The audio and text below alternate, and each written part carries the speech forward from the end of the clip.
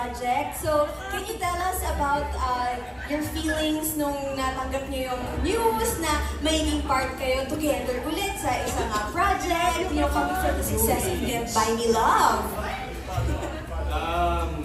Well, noon na parang binasa mo yung script, tapos nung nakita ko na parang, okay, medyo may glimpse pa rin ng pagka-story. Hindi naman sobra, pero doon pa rin yung fun. So parang, sabi ko makaka-work ko ulit si Marisa. Alam ko naman na masarap katabangan si Chris. But yung mga eksena namin talagang pumapatong-patong kasi dami namin naiisip talaga na pwede mong matutong lines na to, tapos samayan mo ng ganito, yung mga gano'n. So parang lagi, nagbibigayan ko palagi sa isla. Happy ako maka-work ulit si Chris. Super happy ako na maka-work ulit si Anthony.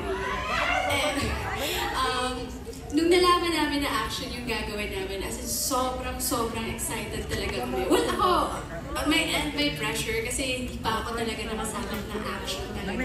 Ever. Siguro yung action lang na nagawa ko na dapa, ganyan. Pero, mga ganon. Pero dito talaga may intense training. And then, happy kami kasi yung mga scenes na nagawa namin so far, funny. Nakakaaliw ulit na kami na naman magbibigay ng happiness. And yeah, excited na makasama ko lang. Nakita nga rin namin sa trailer, may konting kilig parts sa doon. Sweet. May teaser lang. Ano pa kaya yung mangyayari, diba? But congratulations on this project. Yes, okay. Now, let's go to our last two questions. And this is coming from Alex Brosas of Daily Tribune. And this is for everyone. Kung sino man po ang gustong sumagot. What is exceptional about the show na nagpa-accept sa inyo or to make you accept it? And also, medyo connected na rin doon, idikit na natin from Jimpy Anarcon of the Rewind channel. Out of all the projects that you've done in the past, what makes Incognito different? So bakit nyo tinanggap and what makes this different from other projects? Who would like to answer first? Mr. Baron Geisler? Yes. Yeah, for me it's very new to me to really open my heart sa cast, sa crew. Everybody na mula sa writer, director, and because of this show, mas maiyak ba? Mas nakakuha ko yung mga kasama ko, hinihila nila ako pataas paakyat. And they're really, like kay Direct Lester, the entire team ng Star Creatives, nung miniting nila over this show, they said, Baron, you know, we just want to help you straighten out your life, and we're here to support you. Tapos, bonus pa yung nagtutulungan kami, may relationship talaga kami sa isa't isa. Like, nung I flew to Japan to shoot a movie, message sa akin si DJ, oh pare, ilipad ka, huwag ka magkalat dyan, ha? That really meant a lot to me, di ba? So nakita ko na sobrang laki rin ng changes ni DJ, mature na rin siya. And then si Kuya Ian naman is my mentor, big brother, na kapag may mga questions ako about life, napaka-deep ni Kuya Ian. Kasi sa age, diba, wisdom eh. Puno-puno na wisdom. Space bro, pareho tayong, dito, medyo may edad. Tapos, yun lang. For me, I just want to continue doing my best, giving my all, to be a dependable actor, and to just open my heart sa hindi lang sa show na to eh. Kasi nadadala ko yung good attitude, manners, behavior sa iba pang mga nakakasama kong production. So I'm grateful sa Star Creatives, ABS-CBN, and Direct Lester, everyone. I love you guys, buong cast. I love you. Hold on. Parang iyak na eh. Oh You know, my, ibang-iba very nice one. talaga. Yes, ibang-iba yung project na to. That's what makes it different for Mr. Baron Geisler.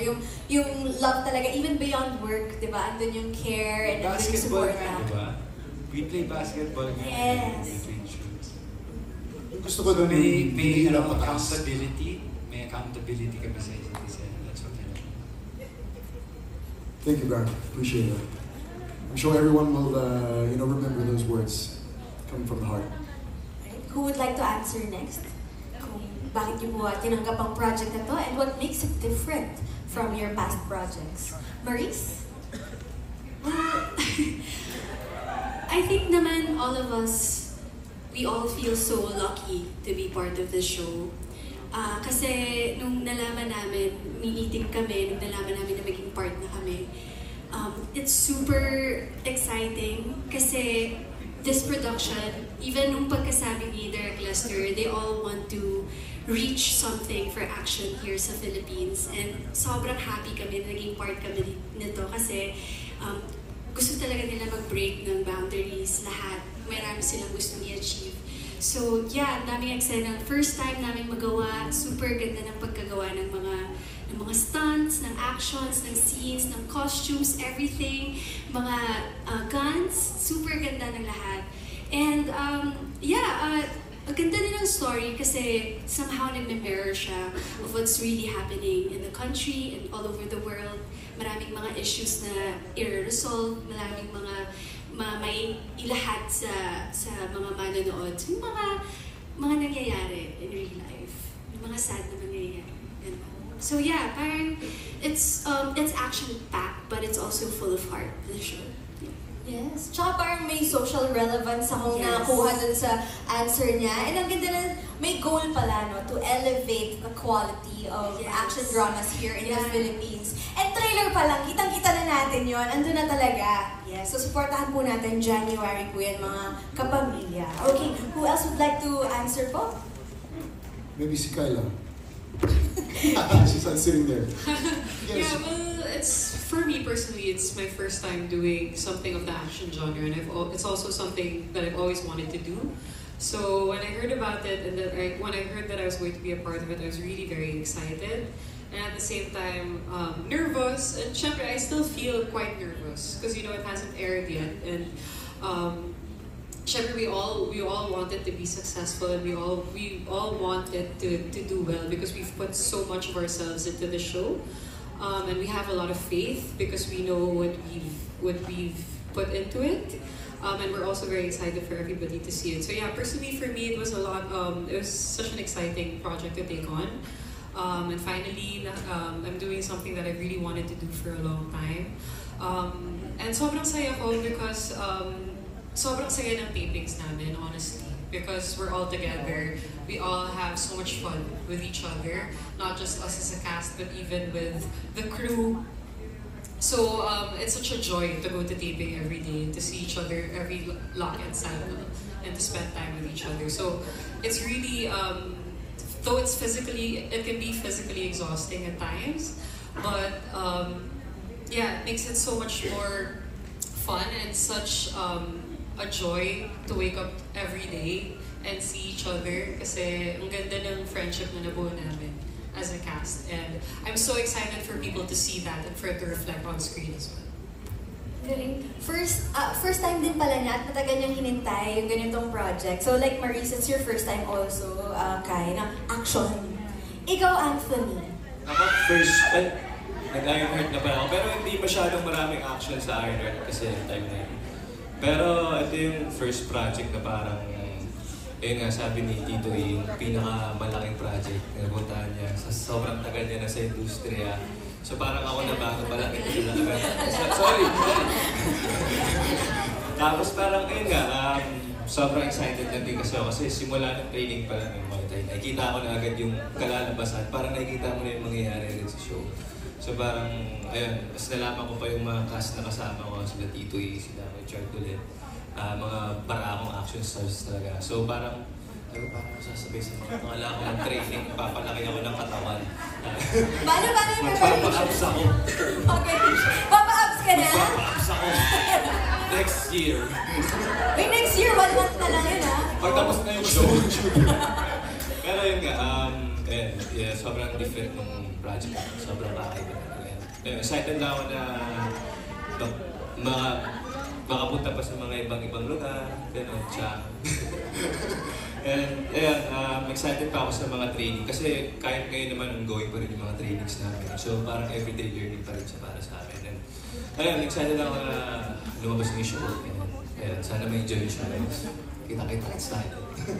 Uy, so tuloy ko lang yun kasi sabi mo excited kang makapunta pa sa iba-ibang places. Ganun, saan ka pinaka nag-enjoy so far? Dun sa mga napuntahan mo na? Actually, Palawan. First time ko kasi pumunta ng Palawan. So parang yung Italy rin naman. Pero syempre, yung Palawan, nakita ko si Kyla maging blue dun. Maging blue. So sobrang pagod niya kasi mainit yung time na yun. Wait lang, paano naging blue si Kai? Parang may kwento behind this. Muntik na siyang Pero sa, di ba? Nakita ko yung pagod, yung exhaust ng lahat. Basang-basa na yung mga damit namin. Ang babango na nga namin pag So yan, saya ng sobrang fan ng show. So, pati yung boat ride pala namin papunta sa location. Yun yung pinaka Kwento mo lang ang sabi ni TJ, oh. Kwento ko na lahat. So, ayun lang po, thank you. So dahil po dyan may separate interview po tayo kay Anthony Jennings after this. Opo, huwag po kayo maalis. Baka sa season 2, baka malaki na yung katawan mo. Iaabangan namin yung pa-abs Next ni year. Anthony Jennings.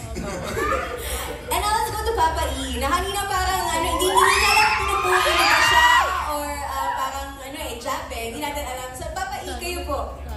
Ako naman, some of you would know I've been doing action movies since the 90s. Sige na, Anthony. I've done a lot of action movies before, and I've worked with Direk Lester. I believe in his vision, and kung hindi nyo na itatanong si Direk Lester is a world champion sa Wushu. So he's really into martial arts and he knows his stuff. And that's why he has a pool of stuntmen also who are well trained. So ibang level talaga. And I've worked with them, Direk Lester and Chard also sa last show, di ba? Sa Ironheart. And then it's always challenging to kasi gusto ni Direk Lester lagi i-elevate yung kayang gawin. And I believe in his vision kasi ultimately si Direk Lester gusto niya hindi lang dito sa Philippines pero gusto niya ipakita sa foreign market na yung mga Pilipino kaya namin sumabay. Gusto namin gumawa ng ganitong quality and he wants to open doors for all of us. Kasi nga dito sa Philippines napakaraming magagaling writers, directors, actors, and sanay tayo sa industriya eh. Kasi mahilig tayo sa pelikula at sa TV. And yun lang, laki lang nagiging problema naman yung resources natin. So hopefully, pag sinuwerte, it might open doors and we'll have more resources because ako din, I believe in the Filipino talent talaga. So,